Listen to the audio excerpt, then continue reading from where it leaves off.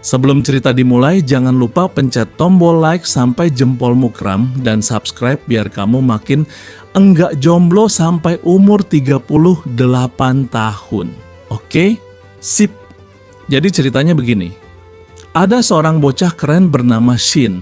Awalnya dia cuma main game biasa, ya game open world yang bikin orang bisa keluyuran bebas.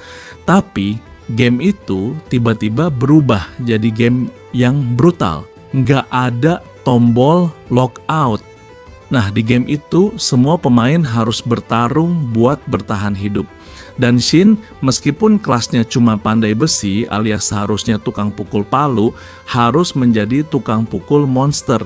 Dia jadi frontliner, levelnya naik terus sampai-sampai dia bisa bantai boss terakhir.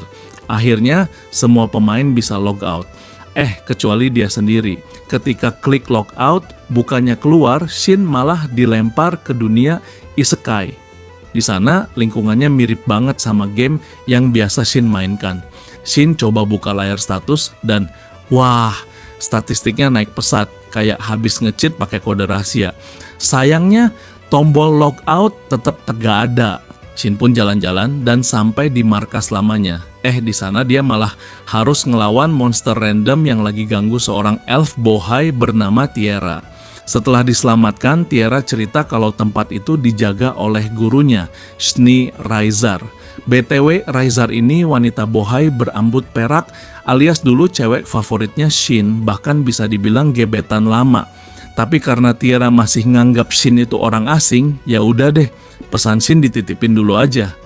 Obrolan makin intens sampai Shin sadar ternyata waktu di dunia ini sudah maju 500 tahun setelah game tamat. Sebagai ucapan terima kasih, Shin ngasih Tiara koin emas, tapi suasana langsung jadi mellow.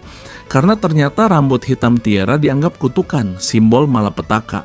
Dulu rambutnya perak kinclong, tapi gara-gara kutukan, jadi item yang malah bikin dia diusir desanya dan sering diserang monster. Untungnya Shin punya skill magic melimpah dan super kuat. Dia langsung coba hapus kutukannya. Walau cuma kehapus sedikit, tapi cukup bikin Tiara bisa hidup bebas tanpa ditarget monster. Karena gurunya Raizar belum pulang, Tiara kasih Shin surat pengantar, semacam kartu premium bangsawan. Dengan surat sakti dari Tiara, Shin bisa masuk ke wilayah kerajaan tanpa harus drama pemeriksaan KTP atau dicegat satpam kerajaan. Beberapa saat kemudian, Shin pergi ke Serikat Petualang buat daftar jadi petualang resmi. Tapi ternyata bikin kartu serikat butuh waktu seharian penuh. Nah, waktu Shin lagi bengong nungguin proses, tiba-tiba datang seorang petugas kece badai bernama Selika. Cantik, ramah, senyumnya bisa bikin monster langsung insyaf. Bersama ketua serikat, Selika mau ngecek keaslian surat pengantar Shin. Karena surat itu barang super berharga, mereka minta Shin buat hancurin aja. Tapi Shin dengan gaya ala pahlawan ganteng menjawab nggak bisa. Ini amanah dari Tiara. Gua jaga sampai titik darah penghabisan. Kemudian, saat lagi menjalani misi sederhana nyari tanaman, Shin malah apes ketemu monster tulang jalan alias skeleton high level. Shin coba serangan biasa, tapi hasilnya nihil. Skeletonnya kebal kayak mantan yang udah move on. Akhirnya Shin terpaksa mematikan pembatas kekuatannya. Dan dengan satu serangan doang, skeleton itu langsung rontok. Gara-gara serangan Shin, pedang si skeleton langsung mental jauh banget sampai nyangkut ke kastil kerajaan. Bayangin orang-orang di kastil lagi rebahan santai, tiba-tiba ada pedang nyusruk ke kamar putri kerajaan. Panik? Jelas. Putrinya sampai trauma, takut ada pedang jatuh lagi dari langit kayak meteor. Pas Shin balik ke kota, dia lihat sekelompok orang babak belur. Kata penjaga, mereka diserang skeleton di hutan utara. Yaitu jelas monster yang tadi Shin bantai. Terus ada saksi bilang dia lihat pedang terbang dari arah utara dan nabrak kastil. Shin berkata, itu pasti gara-gara aku. Tapi pura-pura bego dulu aja lah. Demi keselamatan bersama, dengan wajah super kalem, Shin lapor ke Selika kalau skeleton udah dia habisin. Sambil nyerahin permata drop-an monster. Selika sampai melongo. Hah? Skeleton level tinggi bisa dikalahin sendirian? Menurut Selika, butuh minimal petualang peringkat B buat ngalahin monster begitu. Tapi, Shin cuma senyum tipis ala protagonis anime, terus bilang, tolong rahasiain ya, aku nggak mau jadi seleb dadakan. Permata itu pun dibawa Selika buat dianalisis, sementara Shin milih istirahat di warung makanan. Lagi asik makan, tiba-tiba dia didatengin petualang sangar bernama Will. Penampilannya udah kayak penjahat utama, bikin orang-orang biasanya kabur. Tapi Shin santai aja, malah jadi akrab sama dia. Ternyata Will nggak semenyeramkan wajahnya. Sementara itu, ketua serikat dan para pejabat kerajaan lagi heboh soal skeleton yang baru Shin kalahkan. Mereka udah tahu pelakunya Shin, tapi tetap diam karena Shin minta identitasnya dirahasiain. Maklum kalau ketahuan bisa langsung viral. Sore harinya, Shin jajan makanan jalanan. Tiba-tiba ada anak kecil imut bernama Millie ngeliatin dia. Shin langsung kasih sebagian makanannya. Millie pun seneng banget sampai mau pargoy. Ternyata Millie ini anak panti asuhan yang diasuh sama Will. Sebelum pulang, Millie bisik ke Shin minta tolong selamatin rubah di hutan utara. Karena Shin lagi kosong jadwal, belum ada misi lain, dia pun setuju. Sebelum berangkat, Shin mampir dulu ke tempat Tiera. Dia kasih pedang kuno bulan biru, pedang legendaris bikinan tangannya sendiri dari material monster langka. Biar gampang komunikasi, dia juga ngasih item sihir berbentuk surat, semacam chat WhatsApp versi Magic. Tapi karena ada batasan, Shin minta bantuan Tiera buat gunainnya. Akhirnya Shin cabut ke hutan utara. Di dalam kuil, dia nemuin seekor rubah sekarat kena racun plus kutukan. Tanpa basa-basi, Shin langsung nyembuhin. Tapi baru juga rubahnya sembuh, tiba-tiba sekumpulan monster nongol ngepung Shin. Shin pun mengeluh, hadeh, niatnya mau jadi dokter hewan malah jadi battle royale. Mau nggak mau, Shin lawan semua monster itu sambil jagain si rubah. Setelah pertarungan sengit, akhirnya semua monster berhasil dikalahkan. Ternyata rubah kecil yang Shin selamatin itu bukan hewan biasa. Dia ternyata monster langka tingkat tinggi. Si rubah imut yang baru diselamatkan ternyata nggak mau pisah dari Shin. Karena itu, Shin memutuskan untuk bikin kontrak dengannya. Beberapa saat kemudian, Shin balik ke serikat buat laporan. Nah, karena kemampuan Shin udah bikin heboh, resepsionis di sana langsung rebutan mau jadi yang pertama dengar gosipnya. Untungnya Selika dan Sirika adalah saudara kembar cantik yang kerja di situ. Salah satunya akhirnya ngalah, jadi Shin bisa laporan dengan tenang tanpa melihat mereka adu jotos. Pas ngecek papan misi, mata Shin langsung tertuju ke satu quest yang diajukan oleh panti asuhan. Kebetulan dia juga mau ketemu Millie lagi, jadi sekalian aja Shin ambil misinya. Sampai di panti, awalnya para pengasuh agak waspada sama Shin. Tapi begitu Millie muncul dan manggil Shin dengan riang, semua pengasuh langsung berubah pikiran. Oke, dia bukan orang jahat, minimal bukan penculik anak-anak. Ternyata panti itu butuh bantuan untuk dapetin skill langka, yaitu penyucian. Katanya mustahil, tapi Shin udah tahu caranya. Dia bilang mau bantu, tapi dengan syarat mereka harus kasih info tentang Millie. Suster panti akhirnya cerita kalau Millie punya gelar pembaca bintang, kemampuan buat lihat masa depan. Waduh, ini bukan anak biasa. Kalau orang jahat tahu, bisa langsung dijadikan target perebutan. Karena itu, mereka sembunyiin mati-matian. Waktu Shin lagi nongkrong di depan panti, ada gadis panti nanya polos, "Apakah kakak Shin yang akan menolong kami?" Shin cuma bisa garuk kepala. Nolong apa dulu nih? Gadis itu pun curhat kalau pendeta baru di gereja itu aslinya jahat, maunya ngancurin panti buat jadi kaya mirip mafia properti. Untungnya, cucu pendeta lama bisa ambil alih gereja. Namanya Rasya, seorang suster muda yang baik hati. Masalahnya, untuk bisa jadi pendeta, dia wajib punya skill penyucian. Shin pun setuju bantu Rasya dapetin skill itu. Tiba-tiba Will muncul dengan tatapan horor kayak bapak kos nagih kontrakan. Dia langsung nanyain apa tujuan Shin ada di situ. Tapi Shin jelasin semuanya dengan jujur. Karena Millie udah percaya sama Shin, Will akhirnya nggak bisa ngegas lagi. Shin lalu menjelaskan cara dapetin skill penyucian, yaitu Rasya harus ngalahin 200 undead sambil bawa bola suci. Untungnya Shin punya strategi, dia bakal lemahkan undead lalu Rasya yang finishing. Jadi sistemnya kayak layanan naik level. Malam itu Shin dan Will nongkrong bareng di kedai kopi. Awalnya Will masih nggak percaya sama Shin, tapi setelah Shin nunjukin surat pengantar dari kuil bulan, Will akhirnya percaya. Kebetulan dia juga punya surat serupa, 2 cowok misterius dengan surat sakti. Besoknya mereka bertiga masuk ke daratan hantu. Begitu undead berdatangan, Shin dan Will langsung hajar sana-sini, sementara Rasya tinggal kasih last hit. Saking seringnya, level Rasya naik cepat banget, sampai dia kaget sendiri. Buju buset, levelku naik terus tanpa keringat. Di sisi lain, pasukan kerajaan lagi babak belur ngelawan skeleton high level. Tapi sebelum makin parah, muncullah Raizar. Dengan sekali tebas, skeleton itu langsung tumbang. Raizar dengan tenang menyembuhkan para pasukan yang terluka. Walaupun jelas-jelas dialah yang paling banyak kerja keras, dia tetap merendah dan bilang, semua ini berkat kalian juga. Padahal kalau nggak ada dia, pasukan itu udah jadi sate undead.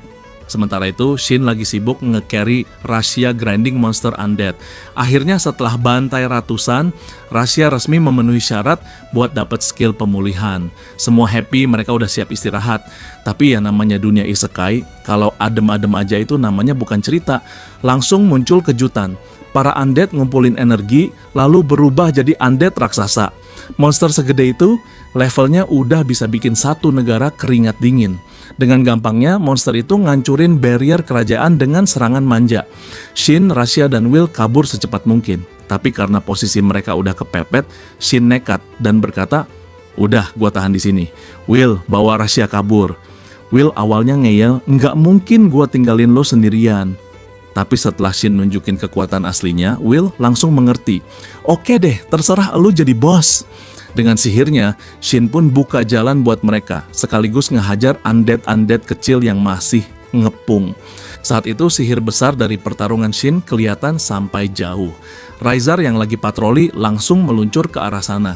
Begitu nyampe, Shin dan Raizar akhirnya bertemu lagi. Tanpa basa-basi, Raizar langsung lari dan memeluknya erat. Adegan reuni dua orang yang lama nggak ketemu. Tapi nggak bisa lama-lama mellow karena undead raksasa masih gentayangan. Dengan skill gabungan, Shin dan Raizar bikin lingkaran sihir raksasa untuk memurnikan semua undead di hutan. Dan buat finishing, Shin langsung tebas undead raksasa itu jadi serpihan hitam berterbangan. Setelah semua musuh dikalahkan, barulah mereka bisa curhat kangen. Raizar masih nggak nyangka Shin beneran balik, sedangkan Shin cuma bilang, "Aku masih harus ke tanah suci, bahkan kalau bisa pulang ke dunia asal." Kalimat itu bikin Raizar sedih. Dia udah menduganya dari dulu, tapi tetap aja hatinya nyesek. Lalu dia ngaku, sejak dunia ini masih berbentuk game, dia selalu ada di sisi Shin, meski dulu cuma karakter pendukung yang nggak bisa ngapa-ngapain, cuman bisa nonton Shin berantem doang. Saat matahari mulai terbit, Shin ngajak Raizar pulang ke kuil bulan. Dia juga harus buru-buru nyusul Will dan Rasia. Soalnya, kalau insiden ini sampai bocor ke Serikat, bisa ribet. Di sisi lain, pasukan kerajaan lagi nyelidikin bekas pertempuran. Mereka nemuin pedang yang ditinggalkan Shin dan mulai curiga. Siapa sebenarnya orang yang bisa bikin hutan penuh undead jadi bersih dalam semalam? Kerajaan akhirnya paham kalau pedang yang ditemukan di medan pertempuran itu mirip banget dengan karya seorang pandai besi misterius dari kuil bulan. Masalahnya si pandai besi itu udah lama banget nggak terdengar kabarnya. Jadi mereka belum bisa yakin. Sementara itu, Will nggak tahan lagi dengan misteri Shin. Dia maksa Shin buat buka-bukaan. Dan karena ditatap Will dengan wajah sangar ala debt collector, akhirnya Shin ngaku, "Aku ini high human dan juga masternya Raizar." Will langsung kaget, soalnya dalam catatan kuno high human itu punya kekuatan level dewa. Sampai ada yang nyembah-nyembah, tapi bagi Shin, hal itu cuman bikin repot. Dia lebih milih lanjut kerja jadi tukang pandai besi low profile tapi overpower. Setelah itu, mereka ngantar Rasia pulang. Pas sampai di gerbang kota, Shin ngasih Will sebuah item magic surat keramat. Katanya, kalau ada masalah, tinggal pakai itu buat ngontak dia. Will awalnya ogah, soalnya dia nggak suka libatin orang lain. Tapi karena Shin udah tahu risikonya, akhirnya Will terima sambil bilang, "Oke, gua pakai, tapi jangan spam pesan ya." Shin dan Raizar pun balik ke kuil bulan. Saat itu Tiara masih polos, belum tahu siapa Shin sebenarnya. Begitu diberitahu kalau Shin itu pemimpin kuil sekaligus high human legendaris, Tiara langsung shock. "Hah? Jadi selama ini aku ngobrol santai sama bos besar?" Lalu mereka ngadain makan spesial. Raizar masak hidangan mewah yang kualitasnya master chef dunia isekai. Perut kenyang, hati senang. Tapi waktu tidur, Shin ngerasa ada sesuatu yang gundukan daging hangat di sampingnya. Pas nengok, ternyata Raizar tidur sambil netesin air mata. Ya ampun, ternyata doi masih kangen berat setelah 500 tahun nggak ketemu Shin. Emang karakter bohai kebanyakan suka baper. Besok paginya Shin dapat kejutan lagi. Si rubah peliharaannya tiba-tiba berubah wujud jadi cewek imut. Shin langsung kasih nama Yuzuha. Mereka pun sarapan bareng. Saat makan, Shin bilang kalau dia bisa nolongin Yuzuha itu berkat Millie. Jadi kalau nanti ketemu Millie, Yuzuha wajib bilang makasih. Di saat yang sama, Raizar buka obrolan serius. Katanya Shin harus segera ketemu Gerard, rekan lama yang udah lama banget nungguin dia. Shin setuju tapi bilang akan berangkat nanti, karena masih ada hal penting yang mau dia pastikan dulu. Karena udah lama banget nggak keluar kuil, Tiara jadi kebingungan dengan penampilannya yang mencolok. Akhirnya dia nemu pakaian yang cocok dan buru-buru nyamperin Shin. Shin sendiri sempat gagal fokus karena penampilan baru Tiara. Tak lama kemudian mereka sampai di kota. Tiara sumringah banget kayak anak desa pertama kali masuk kota. Shin lalu ngajak Tiara ke Serikat Petualang. Walau Shin akhir-akhir ini nggak pernah ngambil misi, pihak Serikat langsung kasih dia kenaikan peringkat karena dulu pernah ngalahin skeleton tingkat atas. Pas itu Selika langsung masang wajah cemberut. Shin, itu siapa cewek di sampingmu? Katanya dengan nada penuh cemburu. Shin buru-buru jelasin kalau Tiara cuma teman perjalanan. Tapi gara-gara mereka masuk sambil gandengan tangan, Selika langsung mode baper. Teman perjalanan kok mesra? Untuk alihin topik, Shin langsung nanya soal misi ke wilayah Varnit. Setelah dapat misi, langsung disikat. Mereka bakal ngawal seorang pengembara. Tapi sebelum berangkat, mereka keliling kota dulu, sempat mampir ke panti asuhan buat ketemu anak-anak.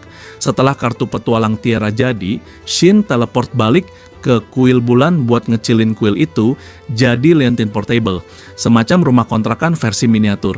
Aman, jadi bisa jalan-jalan tanpa mikirin maling. Sementara itu, di kastil, Raja lagi panik karena kuil bulan mendadak hilang. Katanya, itu kuil udah ratusan tahun berdiri, kok tiba-tiba hilang, ini masalah besar. Balik lagi ke misi perjalanan Shin. Di atas kereta kuda, Shin ngajak semua orang kenalan. Ada Gayen, sang naga petualang rank A, jago pedang, gaya bicaranya kayak guru les galak. Lalu Tsubaki rank E, petarung cantik yang bisa kasih buff kecepatan. Supporter tapi sok keras kepala. Tiara, alkemis pemula rank G, bisa busur dan pedang, tapi skill utamanya masih loading. Dan Shin, ngaku samurai rank E, padahal aslinya high human tanpa tanding. Dari perkenalan itu, kelihatan kelompok ini campuran, ada yang pro banget, ada yang masih noob, tapi jangan remehkan mereka. Begitu ada bandit nyegat, kelompok ini bisa kalahin mereka tanpa keringat. Sayangnya, bandit-bandit itu sempat ngata-ngatain dengan kalimat yang bikin kuping panas. Shin langsung naik pitam. Untungnya Tiara buru-buru pakai skill spesial Elf Bohai buat nenangin Shin. Sekejap suasana jadi adem. Tak lama kemudian, sang pengembara akhirnya sampai tujuan dengan selamat berkat Shin dan timnya. Sebagai bukti misi selesai, dia kasih mereka sebuah gulungan mirip kwitansi tanda misi beres versi Serikat. Tinggal ditunjukin ke Serikat, langsung bisa cair hadiahnya. Setelah urusan administrasi selesai, mereka saling pamit. Gayen dan Tsubaki buru-buru cabut ke wilayah Kilmon. Sementara Shin dan Tiara punya rencana ke wilayah Varnit. Karena jaraknya jauh banget, Shin mutusin buat beli kereta kuda. Tapi bukan kereta kuda biasa, dia langsung ambil yang mewah, empuk, dan nyaman. Pokoknya kereta kuda versi premium. Pas Shin lagi sibuk belanja kereta, Raizar nongol sambil laporan. Bos Shin, kastil kerajaan heboh banget gara-gara kuil bulan hilang. Semua panik kayak rumah tetangga hilang kipas angin. Terus begitu lihat Shin lagi ngurus kereta, Raizar bilang dia bakal nyari monster keren buat jadi penarik kereta. Sementara itu, Shin sempat nyari penginapan. Ada pedagang yang nyaranin tempat super bagus.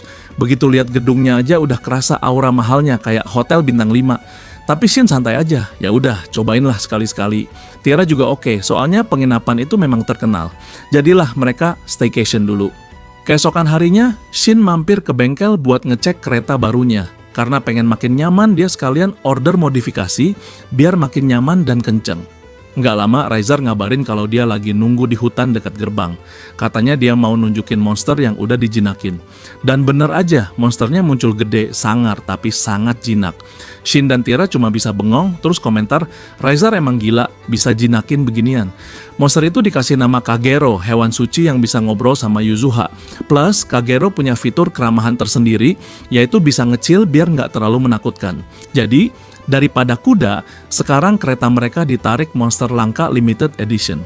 Kerennya lagi, meskipun Kagero laris kenceng angin, keretanya sama sekali nggak goyang. Rasanya halus kayak naik sedan mewah, jauh lebih stabil daripada kereta kuda kerajaan. Dalam perjalanan, Kagero sempat curhat ke Yuzuha.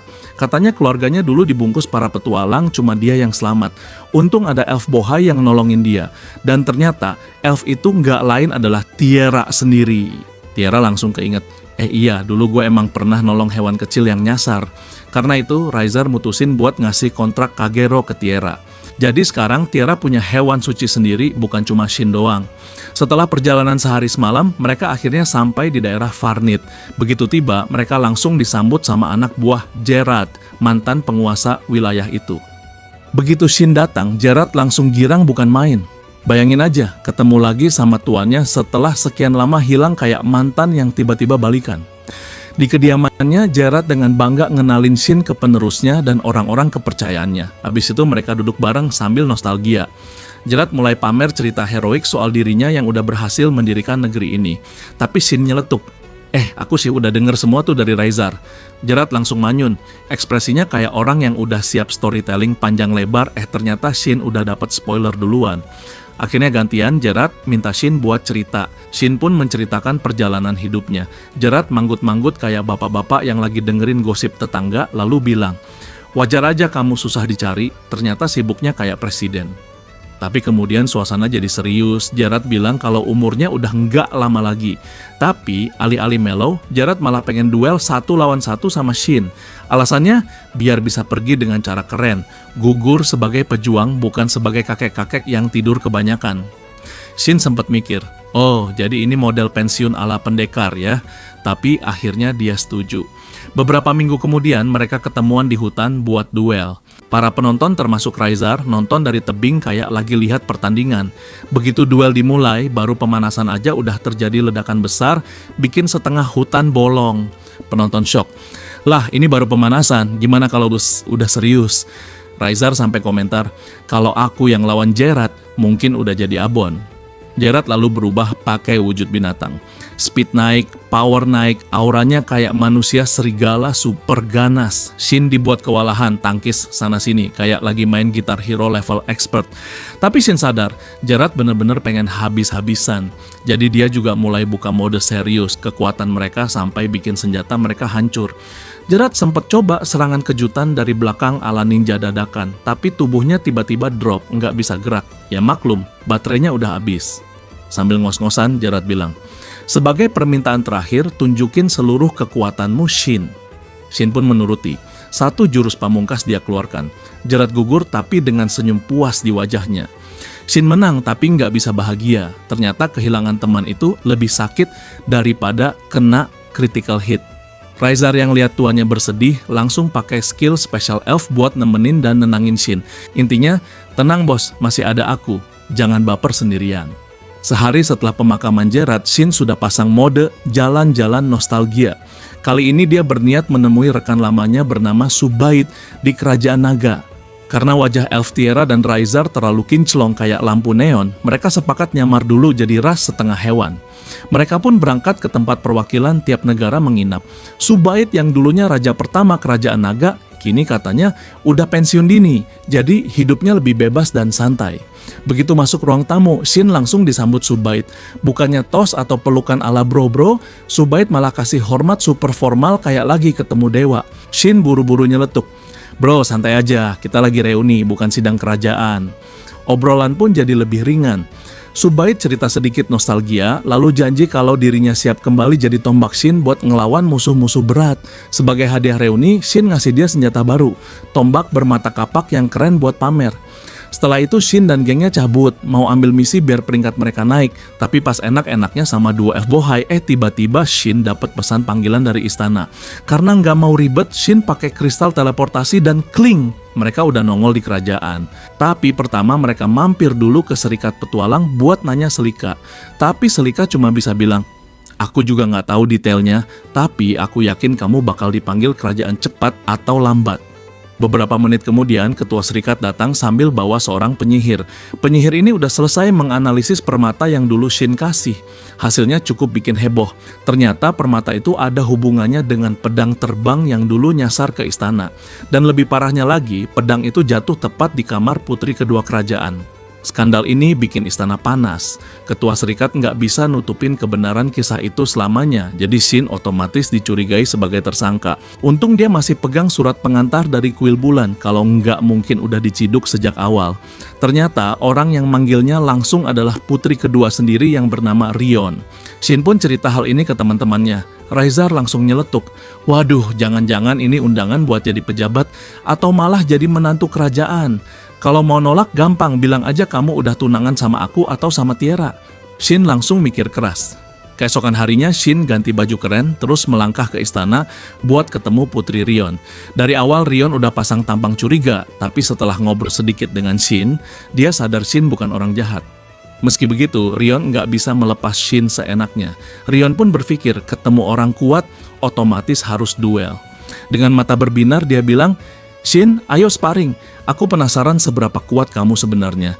Shin cuma bisa mikir, kenapa tiap ketemu orang penting, endingnya pasti ngajak berantem. Tanpa basa-basi, Shin langsung digeret ke titik teleportasi. Tujuannya, arena latihan, tempat paling pas buat duel sepuasnya. Titik teleportasi ini sebenarnya teknologi kuno.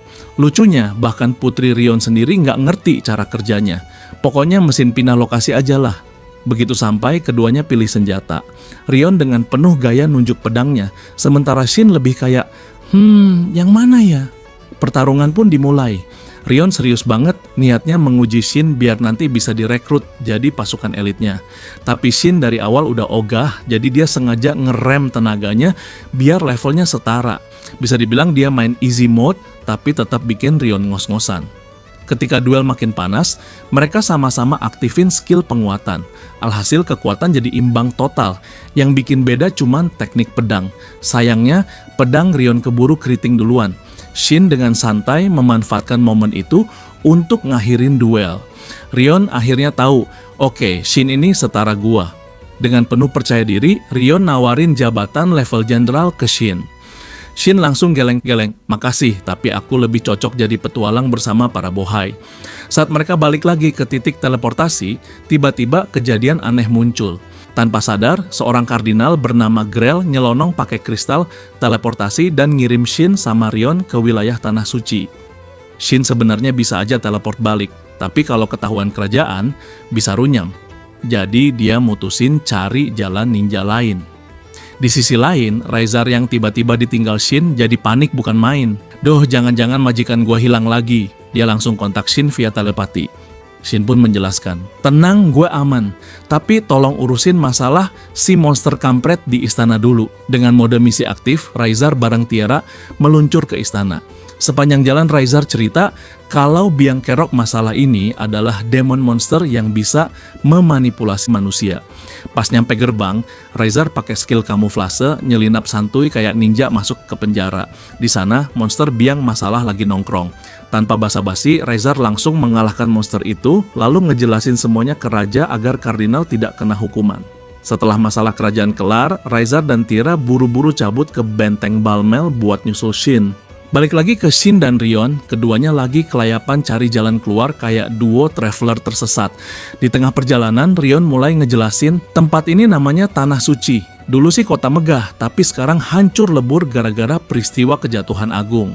Walau ini pertama kali Rion datang, dia sok tahu bilang cuman orang-orang super kuat yang bisa survive di sini. Shin sih nyengir aja, soalnya kalau dia serius, Rion bisa shock. Tapi sayangnya tempat ini penuh teka-teki, jadi Shin otomatis jadi pemandu wisata dadakan.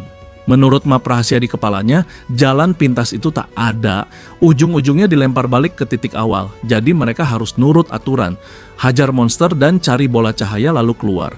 Monster pertama nongol, undead.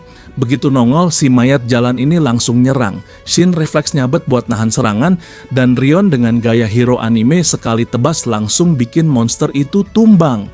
Rion melirik pedang Shin sambil penasaran, itu pedang keren banget, nyuri dari mana?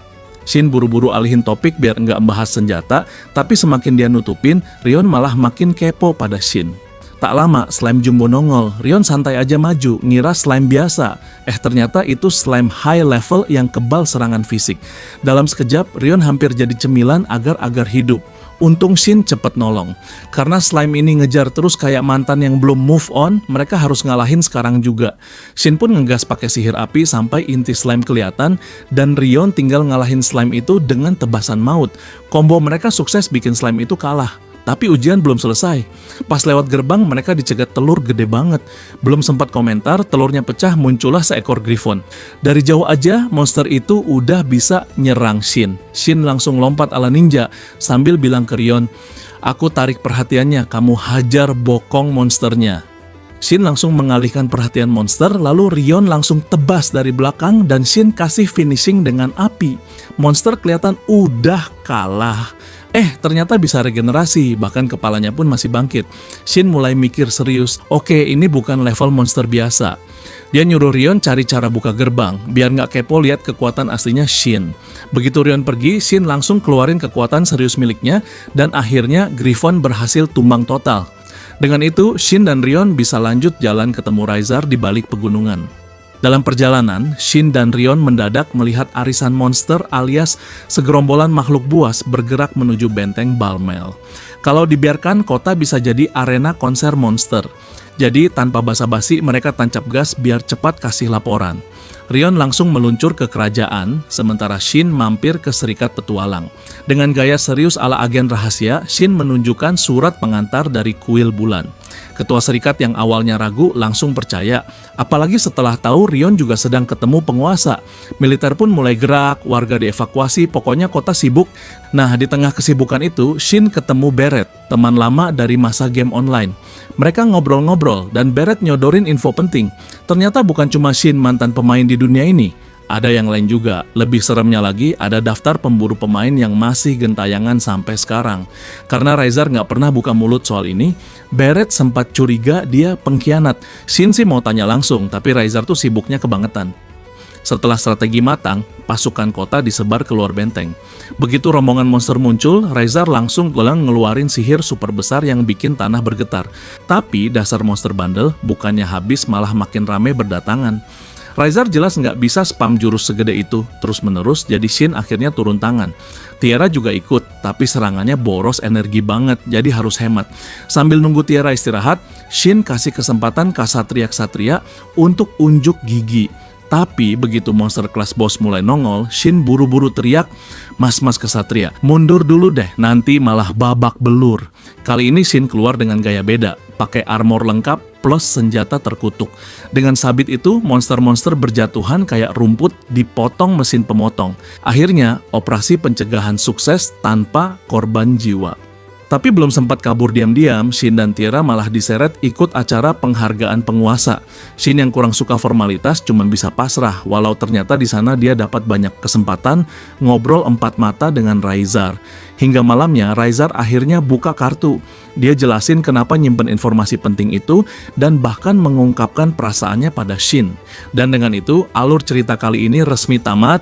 Jangan lupa klik like, share ke temenmu, dan subscribe biar nggak ketinggalan petualangan berikutnya.